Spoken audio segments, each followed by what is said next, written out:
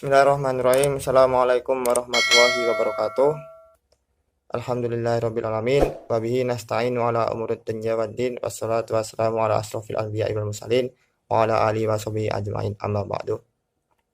Yang saya hormati Bapak Dr. Asep Maulana, MPD, selaku dosen pengampu mata kuliah Terjemah Fauriyah Indonesia Al-Arabiyah. Di sini saya Sohib Al-Husain Asidki dengan NIM 2021 0102 0024 akan mempresentasikan video terjemah Fauriyah yang berjudul Hal al-Zilzal Dhahiratun Tabi'iyah Am Nadirun Natijah Ad-Dunub. Mubasharatan faqat ila الفيديو. السلام عليكم ورحمة الله. إخواني الكرام، عندما نقول أن الزلزال نذير رباني يصيب الناس بذنوبهم وهو تخويف لعلهم يعودون إلى ربهم، ترى من يقول هذا الكلام غير صحيح. الزلازل ظاهرة لها أسباب طبيعية ولا علاقة لها بالذنوب، وإلا ففي بلاد الكفار هناك أضعاف المعاصي والذنوب التي في المناطق المتضررة في الزلزال. فلو كان الزلزال بالذنوب لأصاب هؤلاء بدل أن يصيب المساكين من إخواننا النازحين أو المناطق المحافظة نسبيا في تركيا. Assalamualaikum warahmatullahi wabarakatuh. Saudara-saudara yang saya hormati, ketika kita mengatakan bahwa gempa bumi adalah peringatan Tuhan yang menimpa orang-orang karena dosa-dosa mereka, berguna untuk menakut-nakuti mereka sehingga mereka dapat kembali pada Tuhannya dalam kerendahan hati dan pertobatan. Anda menemukan banyak orang berkata bahwa pernyataan ini salah. Gempa bumi adalah fenomena alam dan tidak ada kaitannya dengan dosa orang. Lagi pula, di negara orang-orang kafir, kemaksiatan dan dosa jauh lebih tersebar dibandingkan dengan daerah yang benar-benar dilanda. Jika gempa bumi terjadi karena dosa, pasti akan menimpa orang kafir daripada saudara-saudara kita yang miskin, yang mengungsi atau daerah yang relatif konservatif seperti di Turki. شوفوا يا إخواننا، أولا المسلم يفهم سنن الله تعالى بشكل متكامل على نور من كتابه العزيز، ولا يضرب السنن ولا الآيات بعضها ببعض.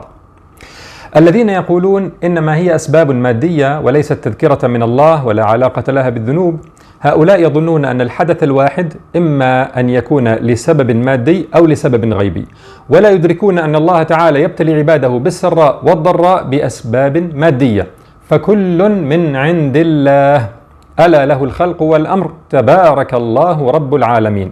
فلا تعارض بين أن يكون للحدث الواحد سبب مادي وسبب غيبي. Perhatikan saudara-saudara. Yang pertama, seorang muslim harus memahami jalan Allah secara holistik berdasarkan kitab mulianya, yaitu Al-Quran, dan tidak menggunakan hukum Allah sedemikian rupa untuk menggadu domba yang lain.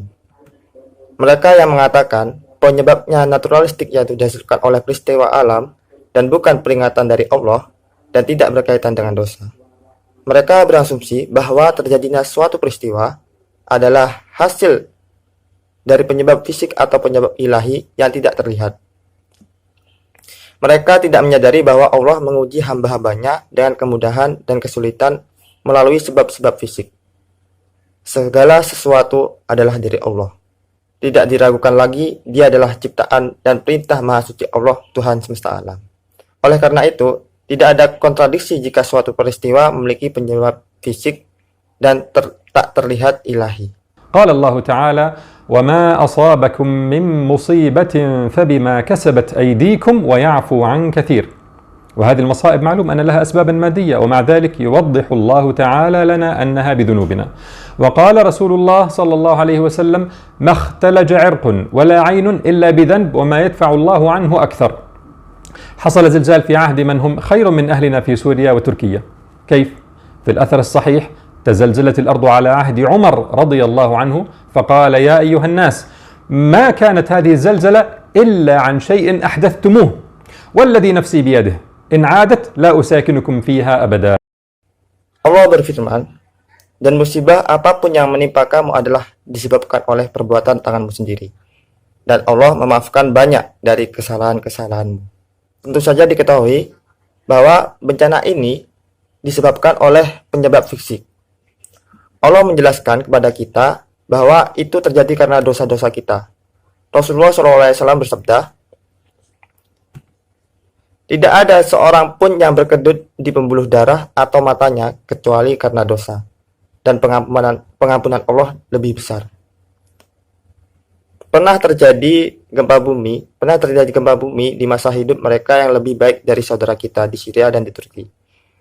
Bagaimana sebenarnya?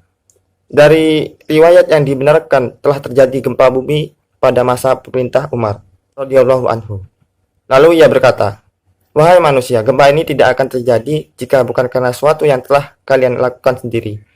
Demi diriku yang berada dalam kekuasaannya, jika itu terulang kembali, aku tidak akan pernah tinggal bersamamu lagi." يقول هذا الكلام للصحابة والتابعين وهم خير منا جميعا، أنه هذا الزلزال أكيد من شيء من معاصي أحدثتموها، أنا مش مستعد أضحي بحالي بطلع إذا تكرر هذا الزلزال. والمسلم مع ذلك لا يجزم بأن الله قدر هذا الحدث أو ذاك من الأحداث الطارئة لهذه الحكمة أو تلك بالذات، فنقول مثلا وقع زلزال نتيجة للمعاصي الفلانية، لا، وإنما المسلم يعلم أن ما يحصل معه تذكيرات تجعله يلجأ إلى الله تعالى بالشكر في السراء والصبر والتوبة في الضراء، بالإضافة إلى أن كل الأحداث في هذا الكون وأسبابها المادية مقرونة بسبب غيبي ألا وهو مشيئة الله تعالى وتدبيره. Umar mengatakan ini kepada para sahabat dan pengikutnya, dan mereka lebih baik dari kita semua. Masih berpikir itu dari suatu yang mereka lakukan. Meskipun demikian, umat Islam juga tidak boleh mengklaim bahwa Allah telah menakdirkan peristiwa ini atau peristiwa kebetulan dari kebijaksanaan ini atau itu. Seperti misalnya, bahwa gempa bumi terjadi akibat dosa si fulan. Tidak. Tetapi, seorang muslim memahami bahwa segala sesuatu yang terjadi di sekitarnya berfungsi sebagai pengingat baginya untuk berlindung kepada Allah dengan bersyukur padanya pada saat-saat mudah dan bersabar dan bertobat dalam kesulitan. Selain itu, semua peristiwa di alam semesta ini dan penyebab utama dari proses fisik terkait dengan penyebab ilahi yang tak terlihat, yaitu kehendak Allah Subhanahu wa taala dan pengaturannya atas semua hal. ثانيا يا كرام، لماذا لا تصيب الكوارث أناسا كفارا عندهم ما هو شر من كل ذنوب إخواننا المنكوبين؟ أجابنا الله تعالى فقال: لا يغرنك تقلب الذين كفروا في البلاد، متاع قليل ثم مأواهم جهنم وبئس المهاد. طيب إخواننا الذين صبروا في هذا البلاء واحتسبوا أجرهم عند الله، يكمل الله تعالى بعدها: لكن الذين اتقوا ربهم لهم جنات تجري من تحتها الأنهار خالدين فيها نزلا من عند الله وما عند الله خير للأبرار. Yang kedua, wahai yang saya hormati, bencana tidak menimpa orang-orang kafir yang memiliki sesuatu yang lebih buruk daripada semua dosa saudara-saudara kita yang tertimpa musibah. Allah Subhanahu wa taala menjawab, "Jangan sekali-kali kamu terpedaya oleh kegiatan orang-orang kafir yang bergerak di seluruh negeri. Itu hanyalah kesenangan sementara. Kemudian tempat kembali mereka ialah neraka jahanam. Jahanam itu seburuk-buruk tempat tinggal." Bagaimana saudara-saudara kita yang memiliki kesabaran selama cobaan berat ini dan menyerahkan pahala mereka kepada Allah? Allah melanjutkan dengan jawaban, "Tetapi orang-orang yang bertakwa kepada Tuhannya, mereka akan mendapatkan surga-surga yang mengalir di bawahnya sungai-sungai.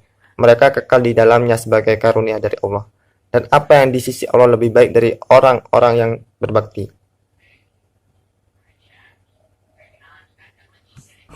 الكافر قد يعجل الله له العقوبة وقد يؤخرها إلى يوم القيامة. قال الله تعالى: وأملي لهم إن كيدي متين. وقال تعالى: ولا يحسبن الذين كفروا أنما نملي لهم خير لأنفسهم إنما نملي لهم ليزدادوا إثما ولهم عذاب مهين. الدنيا يا إخواني دار بلاء لا دار جزاء، وإنما توفون أجوركم يوم القيامة وإنما توفون أجوركم يوم القيامة. Untuk orang kafir, Allah dapat mempercepat hukumannya dan dapat menangguhkan sampai hari kiamat. Allah Subhanahu wa taala berfirman, "Dan aku akan memberikan tenggang waktu pada mereka. Sungguh rencanaku sangat tangguh." Dan Allah Subhanahu wa taala selanjutnya berfirman, "Dan jangan sekali-kali orang-orang kafir itu mengira bahwa tenggang waktu yang kami berikan kepada mereka lebih baik baginya.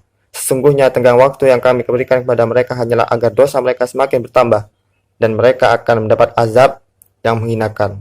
kehidupan dunia saudara-saudaraku adalah tempat kesengsaraan, bukan tempat pahala. Dan Anda akan menerima pahala penuh pada hari kiamat. ثالثا وهي نقطة مهمة جدا عندما تسمع أن المؤمن تصيبه المصائب بذنوبه فلا تتعامل مع هذا الأمر بشكل سلبي على أنه عقوبة محضة من الله تعالى كأن الله ينتقم من عباده المسلمين بل البلاء للمسلم فيه رحمة وتطهير ورفعة درجات وهذه حقيقة مؤنسة جميلة مصبرة مطمئنة جدا في الحديث الصحيح قال أبو بكر رضي الله عنه يا رسول الله كيف الصلاح بعد هذه الآية من يعمل سوءا يجز به يشير إلى قوله تعالى ليس بأمانيكم ولا أماني أهل الكتاب من يعمل سوءا يجز به ولا يجد له من دون الله وليا ولا نصيرا فقال أبو بكر يا رسول الله كيف الصلاح بعد هذه الآية فكل سوء عملنا جزينا به. Ketiga, dan ini adalah poin yang sangat penting. Setiap kali Anda mendengar tentang orang yang beriman yang tertimpa bencana karena dosa-dosanya, jangan menganggap ini sebagai hal yang buruk, seolah-olah itu hukuman dari Allah Subhanahu wa taala. Seolah-olah Allah membalas dendam kepada hamba-hambanya yang muslim. Padahal bagi orang muslim, kesengsaraan adalah rahmat, penyucian, dan sarana untuk menaikkan derajat seseorang. Dan ini adalah fakta yang ramah, indah, dan sangat menghibur kesabaran. Dalam sebuah hadis sahih, Abu Bakar radhiyallahu anhu berkata, "Wahai Rasulullah, bagaimana mencapai kebenaran setelah turunnya ayat ini? Barang siapa yang melakukan kejahatan akan menuai konsekuensinya." Mengacu pada firman Allah Subhanahu wa taala, pahala dari Allah itu bukanlah angan-anganmu dan bukan pula angan-angan ahli kitab.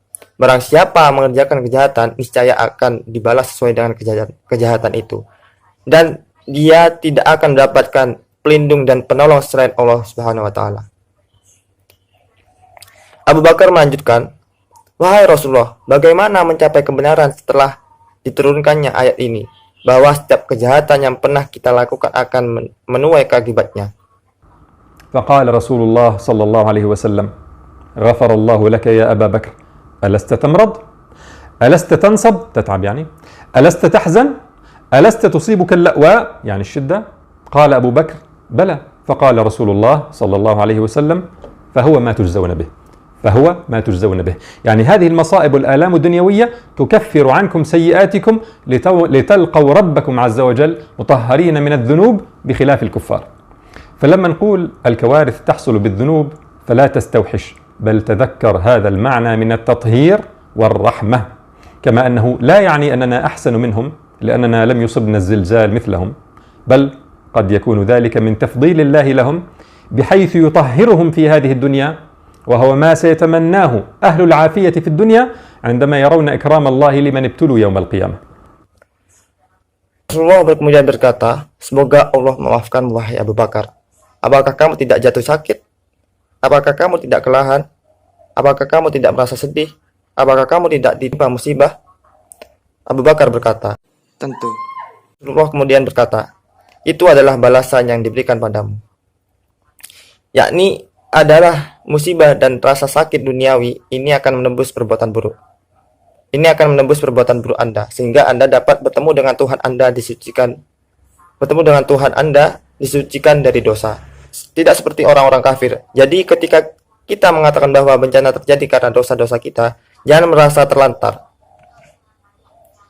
Tetapi ingatlah makna yang lebih dalam di baliknya, rahmat dan penyucian. Bukan juga berarti kita lebih baik dari mereka karena kita tidak terkena gempa seperti mereka. Bisa jadi sepertinya Allah lebih memilih mereka daripada kita dengan mensucikan mereka di dunia ini. Inilah yang diharapkan oleh orang-orang yang sejahtera di dunia ini ketika mereka melihat Allah memuliakan orang-orang yang tertimpa musibah pada hari kiamat. رابعا يا كرام كثير من إخواننا الذين أصابهم الزلزال على خير فيما نحسبهم لكن هناك بين صفوفهم من عنده معاص كبيرة فإذا نزل البلاء عم هؤلاء وهؤلاء قالت يا رسول الله أنهلك وفينا الصالحون قال نعم إذا كثر الخبث طيب بعد ذلك كل يوم القيامة يحاسب بحسب عمله. Keempat, wahai yang saya hormati, banyak dari saudara-saudara kita yang terkena gempa adalah orang-orang baik. Seperti yang kita yakini, Namun di antara mereka adalah orang-orang yang memiliki dosa besar. Dan ketika bencana melanda, hal itu baik menimpa orang-orang baik maupun orang-orang berdosa. Zainab binti Jas berkata, "Wahai Rasulullah, apakah kita akan dibinasakan padahal ada orang-orang solih di tengah-tengah kita?" Nabi SAW menjawab, "Ya, apabila kerusakan sudah merajalela." Setelah itu, apa yang terjadi? Pada hari kiamat setiap orang akan dihisab sesuai amalnya.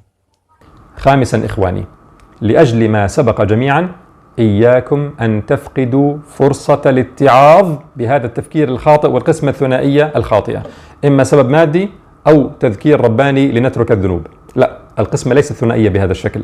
أخرج البخاري في الأدب المفرد عن سعيد بن المسيب قال: كنت مع سلمان وعاد مريضا في كندة، سلمان الفارسي يعني رضي الله عنه، وعاد مريضا في كندة، زار مريضا، فلما دخل عليه قال: أبشر فإن مرض المؤمن يجعله الله له كفارة ومستعتبا، وإن مرض الفاجر كالبعير عقله أهله ثم أرسلوه فلا يدري لما عقل ولما أرسل. إيش يعني؟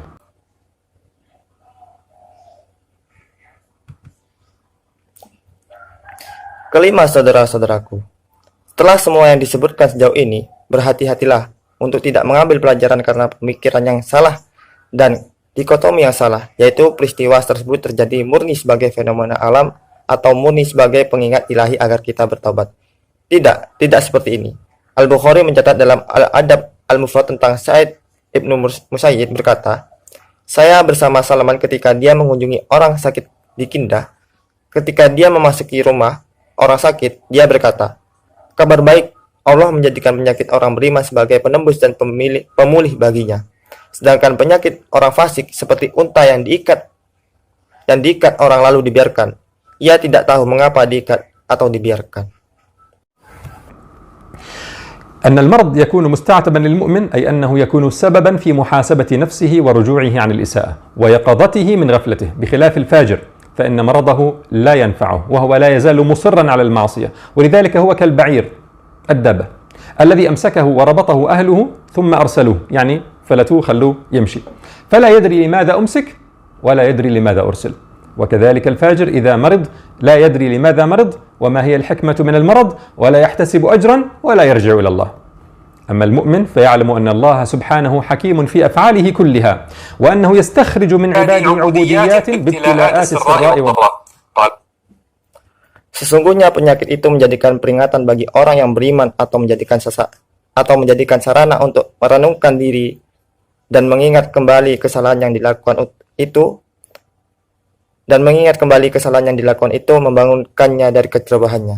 Di sisi lain, penyakit orang fasik tidak menguntungkannya dan dia tetap dalam keberdosaannya. Maka dari itu, dia seperti unta yang pemiliknya mengikat kakinya lalu melepaskannya.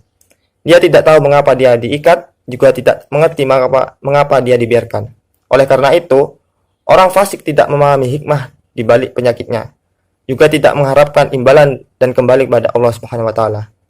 Akan tetapi orang beriman memahami bahwa Allah Ta'ala Maha bijaksana dalam segala tindakannya dan bahwa dia mendatangkan ibadah dari hamba-hambanya melalui ujian, baik ujian kemudahan atau kesulitan. قال تعالى: ونبلوكم بالشر والخير فتنة وإلينا ترجعون. فالمؤمن يفكر دائما: ما العبودية التي يحبها الله مني في هذا الموقف؟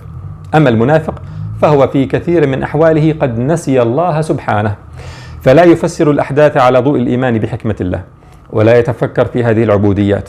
قال الله تعالى في زجر المنافقين: أولا يرون أنهم يفتنون في كل عام مرة أو مرتين ثم لا يتوبون ولا هم يذكرون. فانظر إلى قوله تعالى: ولا هم يذكرون. فأعيذك بالله أخي وأختي أن تكون من هؤلاء الذين يفوتون فرصة الاتعاظ. Allah Ta'ala berfirman, "Kami akan menguji kamu dengan keburukan dan kebaikan sebagai cobaan, dan kamu akan dikembalikan hanya kepada kami." Dan orang beriman akan selalu berpikir, jenis ibadah apa yang Allah harapkan dari saya dalam keadaan ini. Sedangkan orang munafik dalam sebagian besar urusannya telah melupakan Allah sepenuhnya sehingga tidak dapat menafsirkan kehilangan keimanan pada kebijaksanaan Allah dan tidak merenungkan ibadah-ibadah tersebut. Allah berfirman dalam menegur orang-orang munafik, dan tidakkah mereka orang-orang munafik memperhatikan bahwa mereka diuji sekali atau 2 kali setiap tahun, namun mereka tidak juga bertobat dan tidak pula mengambil pelajaran. Lihatlah apa yang difirmankan Allah, dan mereka tidak mengambil pelajaran. Semoga Allah melindungi Anda, saudara-saudariku, dan mereka yang kehilangan kesempatan untuk mengambil pelajaran. ختاما إخواني، واجبنا في هذه الأحداث أن نعين إخواننا بما نستطيع، ونعلم أننا لسنا أبعد عن الابتلاء منهم، فنتوب إلى ربنا سبحانه وتعالى. والسلام عليكم ورحمة الله.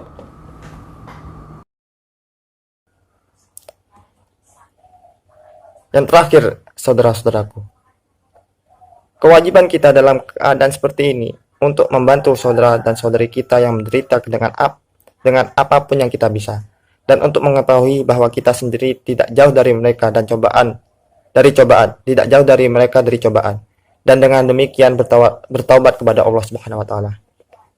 Wassalamualaikum warahmatullahi wabarakatuh.